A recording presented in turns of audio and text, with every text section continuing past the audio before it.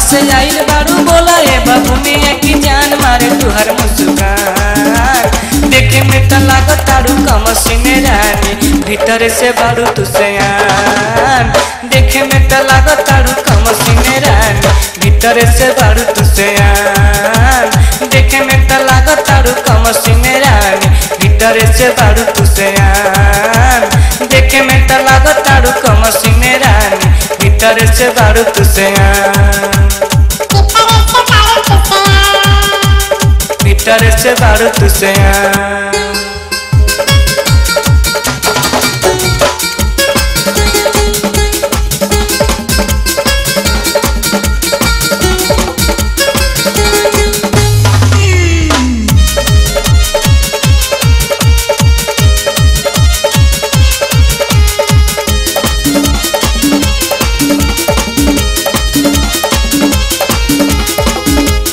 फुर्सत में बनवले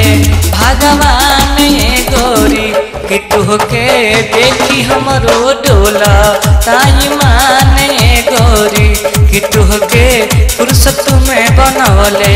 भगवान गोरी कि तुहके देखी हमरो डोला ताई माने गोरी चढ़ली जमनिया में लागता कि आइल बड़े पहिला तुहरो उठान चढ़ली जवानिया में लागता कि आइल बड़े पहिला तुहरो उठान देखे में त लागत तारू कमसिने रानी भीतर से बारू तू सयान देखे में त लागत तारू कमसिने रानी भीतर से बारू तू सयान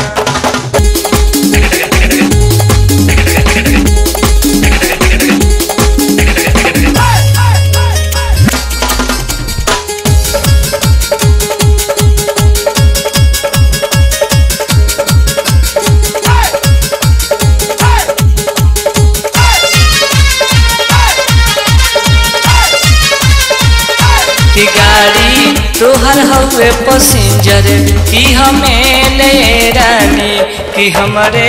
पटरी पर दौड़ाल अपन रेल रानी कि गाड़ी तोहर हवे पैसेंजर की हमें ले रानी कि हमारे पटरी पर दौड़ाल अपन रेल रानी यही रे उमिरिया में बहुत तेरे लोग आवाज बढ़ल जाता तुहर पहचान यही रे उमिरिया में बहुत तेरे लोग आवाज बढ़ल जाता तुहर पहचान देखे में त लागत तारू कमसिने रानी भीतर से बारू तू सयान देखे में त लागत तारू कमसिने रानी भीतर से बारू तू सयान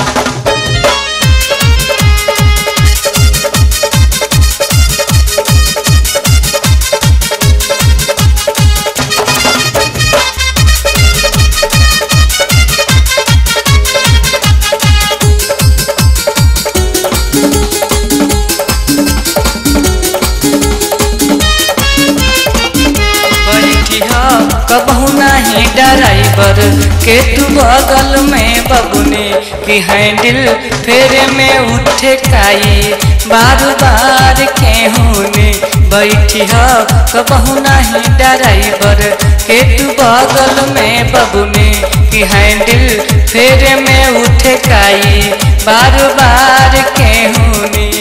विवेक बिहारी जी के मौकी देलू मारी की सहेंदारा भइल परेशान विवेक बिहारी जी के मौकी देलू मारी की सहेंदारा भइल परेशान देखे में त लागत तारू कमसिने रानी भीतर से बारू तू सयान देखे में त लागत तारू कमसिने रानी भीतर से बारू तू सयान।